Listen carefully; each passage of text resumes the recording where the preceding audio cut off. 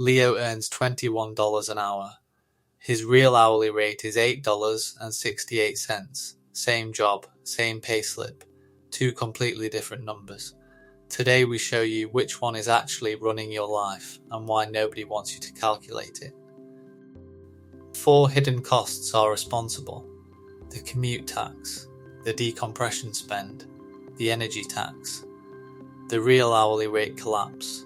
Today we calculate all 4 and show you exactly how they turn $21 an hour into $8.68. There is a number on your payslip that is a lie, not a mistake, not a rounding error, a deliberate structural lie that your employer, your government, and your bank all benefit from you never calculating. It is your hourly rate, the number that says this is what your time is worth.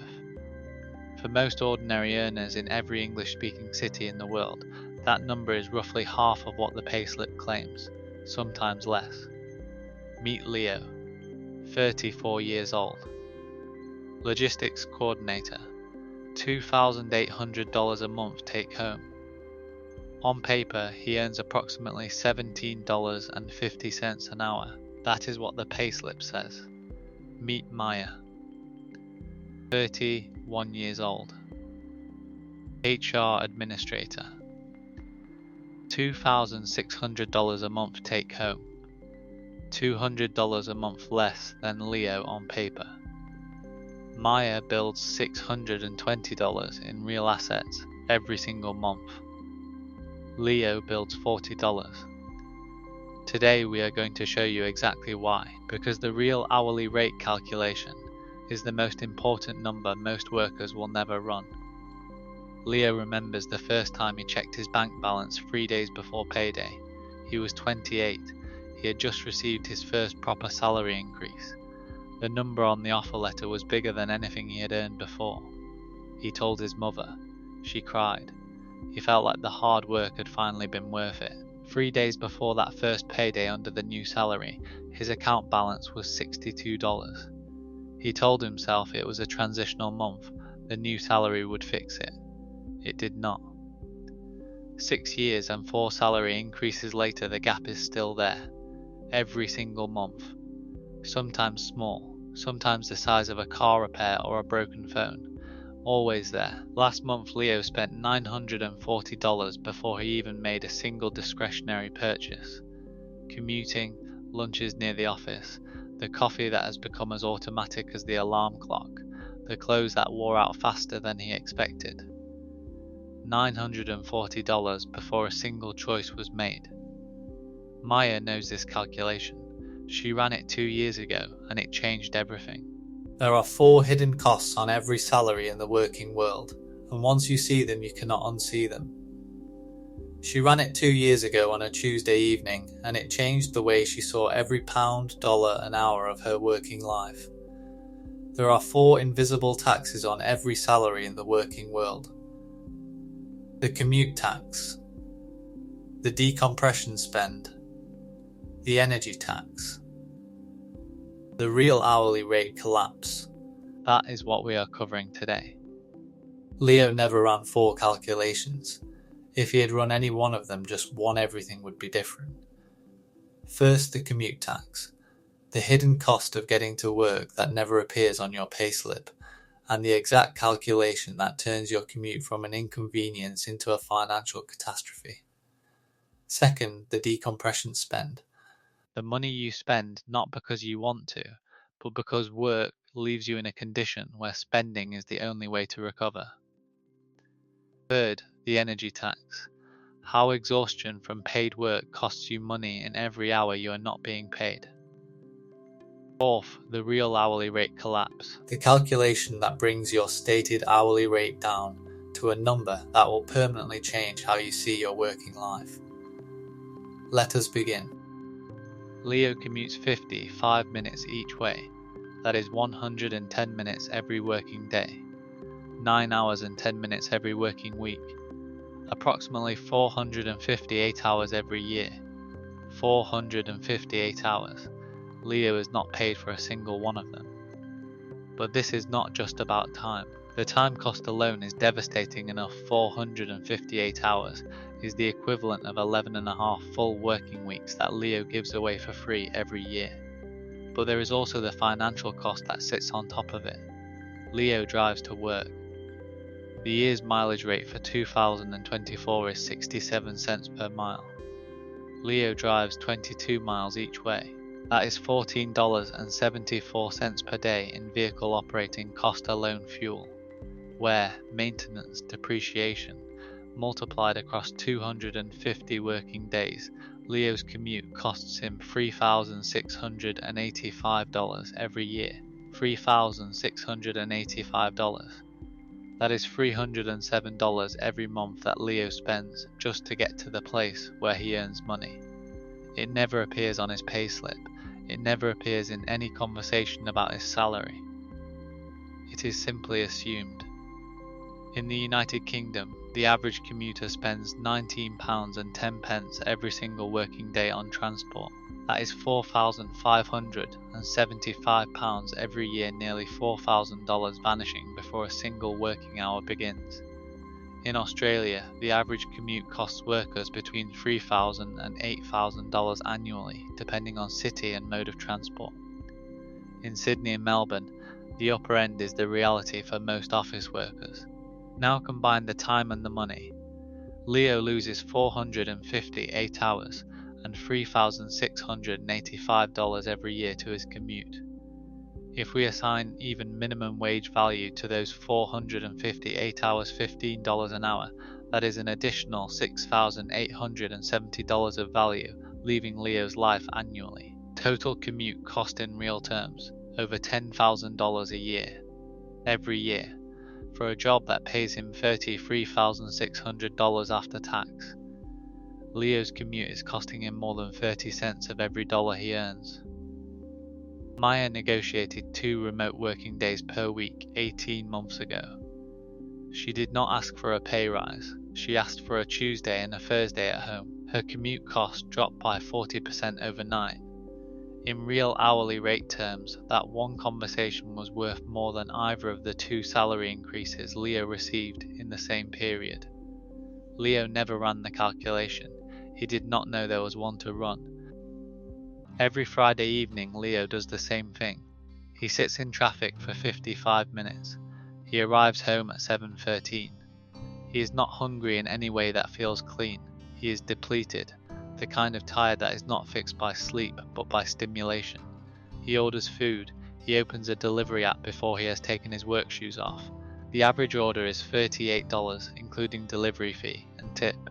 He does not think about it. That is the point.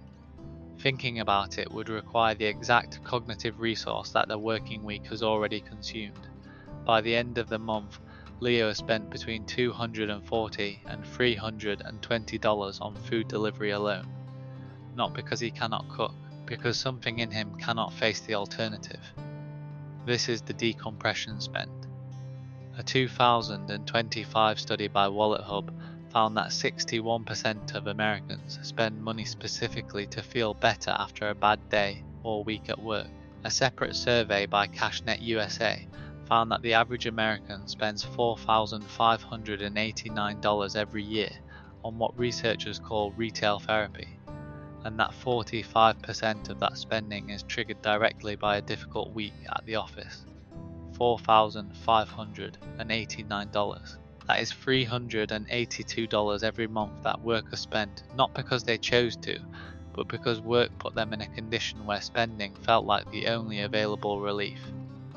Leo's decompression spend last month included $280 on food delivery, $64 on a streaming subscription upgrade he had been meaning to cancel, $112 on a jacket he did not need but felt good to buy on a Tuesday when his manager publicly questioned his work in a team meeting, and $47 on a round of drinks on a Thursday that started as 1 drink and ended at 3. $503 in 1 month. Not luxury, not indulgence in any meaningful sense. Leakage, the automatic drainage of a nervous system trying to compensate for a week it did not fully choose. Maya has a rule she calls the 24-hour hold. Before any unplanned purchase above $30, she waits 24 hours, not as discipline, as a diagnostic. If she still wants the thing after 24 hours, she buys it with zero guilt. If she does not want it the next morning, she did not want it at all, she wanted relief, and she has cheaper ways to find relief. Her decompression spend last month was $91, Leo's was $503. The difference is not willpower, the difference is that Maya named the pattern. Leo never knew it had a name. There is a study published in the Royal Society Open Science Journal that should be in every salary negotiation in the world.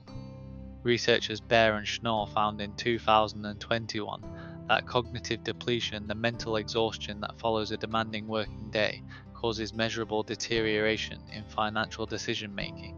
Depleted workers accepted worse financial outcomes, chose higher cost convenience options, and consistently underestimated the long-term cost of short-term comfort spending. In plain language, being tired from work makes you worse with money in every hour that follows the work.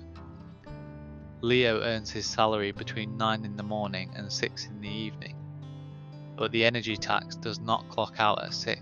Researchers at Harvard found that 62% of working adults arrive home too mentally depleted to make active financial decisions. A 2024 survey by Talker Research found that 77% of full-time workers said they were too tired to cook at least once per week. 26% said it happened every week. LendingTree data from 2023 shows that the average American household now spends $407 every month on food delivery. That is $4,884 every year, a 159% increase over the previous 4 years. That increase did not happen because people suddenly wanted convenience more than they used to. It happened because more people are more depleted more often. And depletion is expensive. Leo spends $64 every month on coffee purchased near his workplace or on his commute. Not coffee he would have chosen to buy. Coffee he needed because the commute and the early start and the open plan office left him in a state where the alternative, not having the coffee, was not a real option. $64 a month, $768 a year, on a stimulant to help him survive the conditions of earning the salary that does not accumulate. Maya works the same hours as Leo. She is not less tired. But 2 years ago she ran the numbers on what her tiredness was costing her per month in concrete financial terms. The total was $430. She did not try to stop being tired, she redirected the money. She identified the 3 largest energy tax purchases and found cheaper alternatives that delivered the same relief. The coffee became a flask prepared the night before. The Friday delivery became a batch cook on Sunday for $26 that covered 4 evenings. She did not gain willpower, she removed the decision. Leo still makes the decision fresh every Friday at 7:13, depleted, hungry, standing in his kitchen with his work shoes still on. Now we run the calculation. Leo's gross salary is $42,000 a year. After federal and state tax, his take-home is approximately $33,600, $2,800 a month. On paper, Leo works 40 hours a week, 50 weeks a year, 2,000 hours of paid labor, $42,000 divided by 2,000 hours, $21 an hour. That is what his employer pays for his time. Now we add the real costs. Commute time, 458 hours per year of unpaid labor. Leo's real working year is not 2,000 hours. It is 2,458 hours. Commute financial cost, $3,685 per year subtracted from take-home. Work clothing, Leo spends approximately $640 per year on clothing he would not purchase if he did not have to present professionally 5 days a week.